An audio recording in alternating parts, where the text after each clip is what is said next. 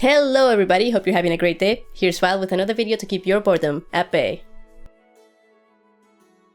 This is my last set of Season 6 character prediction videos that I do with Chris. We're going to do Jon and Dany to end on a high note. So what's going to be going on at Castle Black in Season 6? I think the first thing we will see is Mel losing her faith. And not only losing her faith, but she's also going to be losing heat. That heat that she used to get from the Lord of Light, she's not going to feel it anymore and she's going to start getting really cold. Apparently that's why she needed that black belt that she was wearing in the trailer. Yeah, that's actually a great point about the heat. If she's losing her face, she's going to lose the heat, she's going to start getting cold, and perhaps we'll see what she really looks like, because I think she's like 150 years old. So from the trailer, it does look like Davos will be protecting Jon's body. If they don't know that they can do something with the body, there's no reason for them to be defending it. I think Mel already did something at this point, and they already believe that she can bring him back. Like I said in my trailer video, I'm sure Davos and them want to give him a proper funeral as far as burning his body. They know to burn everybody up there anyway, so if they're protecting his body, they have to know something's up. They did interview some people that watched the first episode at the premiere event. They didn't give any spoilers specifically, but they did say that there's going to be a twist involving Melisandre, and that we will see some magic or sorcery, I think they said. What kind of twist could there be? What can she do? Yeah, so she's going to lose her faith. We saw that in the trailer where she says it's all a lie, everything she saw in the flames. But perhaps she just, glances in the fire one more time and then, R'hllor or whoever the hell that really is, gives her a vision of the true Azor Ahai. Yeah. So I don't know they're going to show any more rape this season, but I do feel like Melisandre is going to find herself in a situation where she doesn't have any protection from the rapists at the wall. Something may happen where she is feeling really down and depressed and things just get worse and worse for her. And maybe she goes to a point that's so low that makes her come back full force somehow. Some magic happens with her while she's at that really low point. Right, and as Davos sees all this happening, they've been mortal enemies the last 5 seasons pretty much. So they're going to kind of team up, I think, this season as they become kind of like Jon's sidekicks. So we don't know if Ed is in that room with Davos and the rest of the Jon loyalists, or if he just went out to get the wildlings, because we do know that the wildlings come back bursting through the door, starting with, of course, the giant 1-1. 1-1? 1-1? 1-1 Waka 1-1 is his real name. If you pause the clip right here, you can see that there's some wildlings behind 1-1. So it's not just the giant coming, it's all of them coming. And I think this is going to happen, like a lot of people have been saying, while they're trying to break into the room that Jon is in. So they will be trying to do that, and then the wildlings will come in and attack the Night's Watch. Yeah, wildling justice. Wildling justice. Wildling justice. I'm sorry, free folk. We don't want to be politically incorrect. Free folk justice doesn't have the same ring to it. Yeah, so I think they're going to come in and save the day. Or the night, probably based off what Jon did for the wildlings in the past. I think he gained a lot of respect from the wildlings, especially Tormund and the leaders. So I think that once they find out, whether it's through Ed or not, that they murdered Jon, I think they'll probably just want to go up in there for some wildling justice. So it could be just for straight revenge. Yeah, I also think it might be just as simple as that. Okay, so now we can finally get into Jon's resurrection. Chris will name the scenes that foreshadow that Jon will be back, and I will name the scenes that foreshadow how he will be brought back. Okay, Chris. Go for it. Yeah, all right, let me take this over right here. There are a lot of scenes to talk about, but we're just going to name a few here, some of the top ones that foreshadow Jon's return. So the first one for me would be the shot of Bran and Osha in the crypts of Winterfell. Bran's going through telling Osha a little bit of the history of Winterfell and the Kings of Winter down there, and he points out his Aunt Lyanna, kind of tells her a short story about her, and basically says his father never really talks about her. So there was really no other reason to point out Lyanna when there were so many other statues in that crypt. Obviously they wanted to bring Lyanna to the forefront there. The second one for me would be the Littlefinger Sansa talk in the crypts. In the same crypts at Winterfell, they're talking in season 5. She's down there looking at Lyanna. She picks up the feather that Robert had put there. And Littlefinger's talking about how many thousands of people had to die because Rhaegar chose your aunt. And then Sansa, of course, says, yeah, he chose her, but then he kidnapped her and he raped her. And Littlefinger looks at her like, that's not quite the whole story.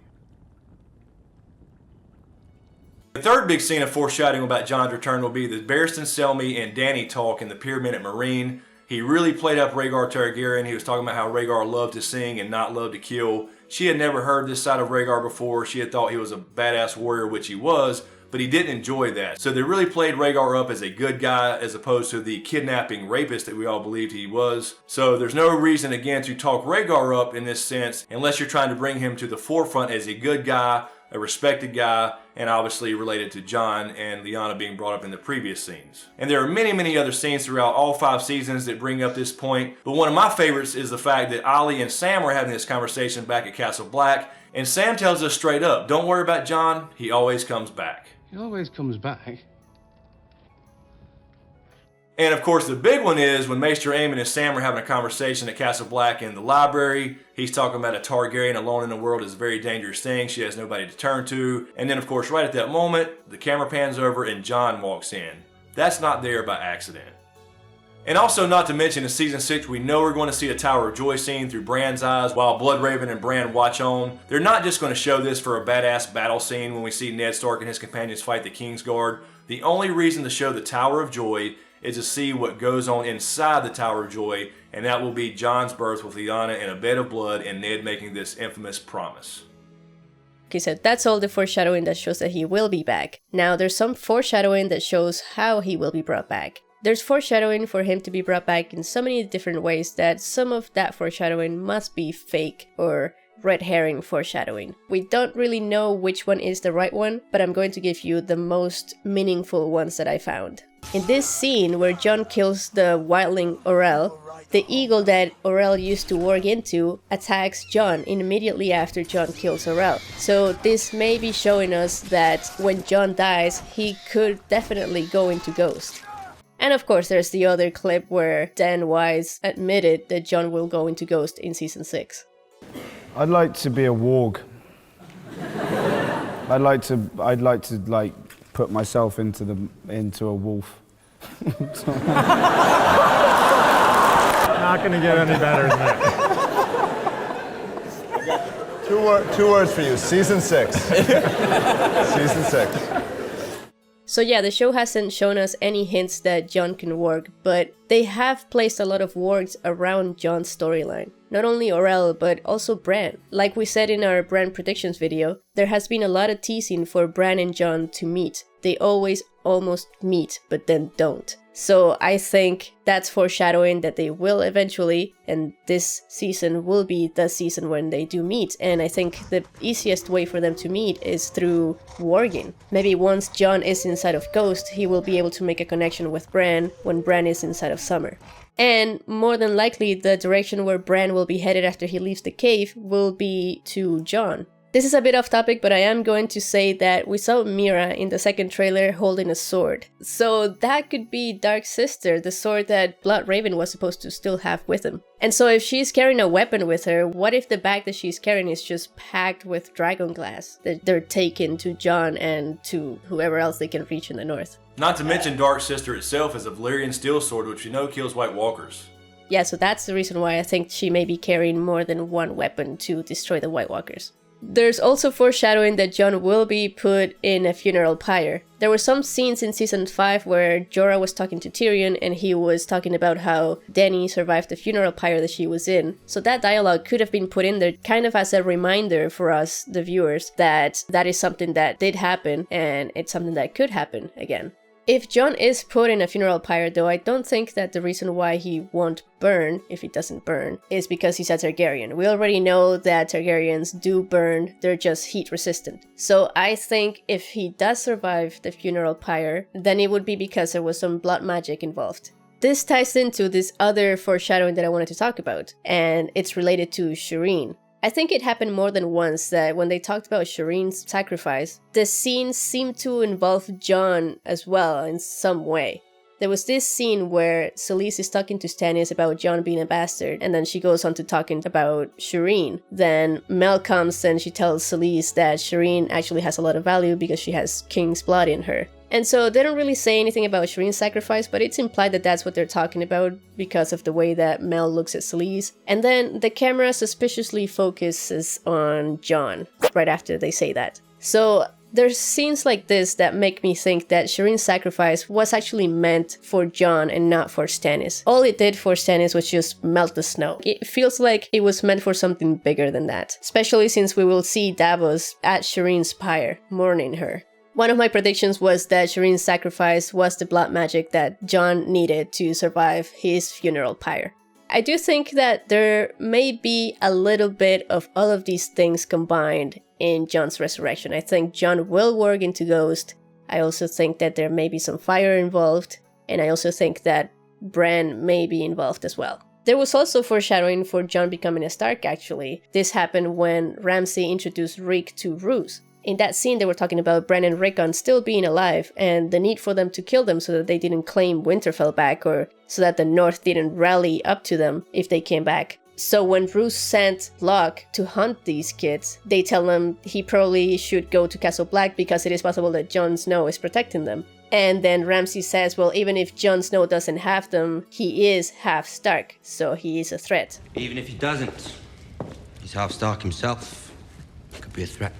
So that line right there could be foreshadowing that he does become Jon Stark. So yeah, there's a lot of ways Jon could be brought back. I mean, he could be resurrected by Mel like everybody thinks just because she happens to be at the wall at the right time. It almost seems to be a little too convenient. He could definitely be warged in a ghost even if he's resurrected a different way, because while he's dead, his mind and consciousness has to go somewhere, we assume. I've always said this has been a long-standing theory of mine at least, that he will come back by fire in some way just to parallel Dany. But like Val just mentioned, there seems to be a need for some blood in there. Now, does Shireen's sacrifice still count, or does there need to be a new person, sacrificed at the same time while Jon's body's being burnt? We were also talking about glamoring earlier, and perhaps Jon's body's actually glamored and it's not really him being burnt in the funeral pyre and he's somewhere safe being resurrected a different way. And then of course you've got good old Thoros of Myr, who I believe is confirmed to come back this season. Is he going to stay at the Brotherhood? He no longer believes in the Brotherhood in the books as far as the Lady Stoneheart piece, so perhaps he wanders up near the wall, or like Val mentioned earlier, perhaps Mel goes to find him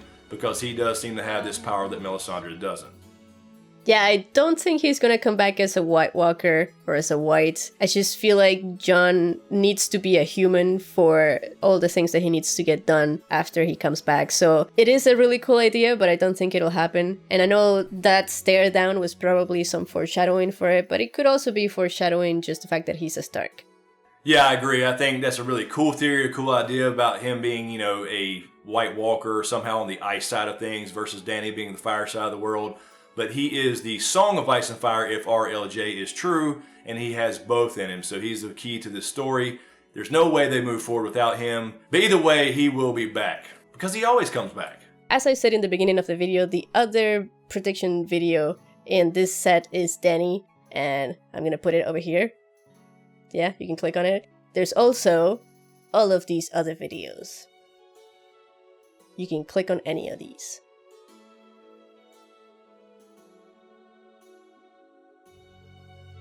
Thank you so much for watching, guys, and I will see you in the next one.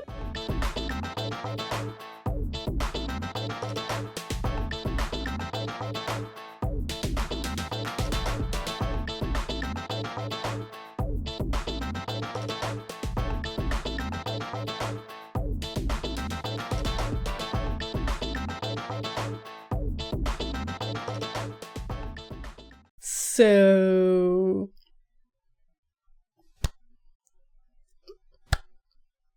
I just did like my whole intro and everything, and Chris is still like just setting up his shit.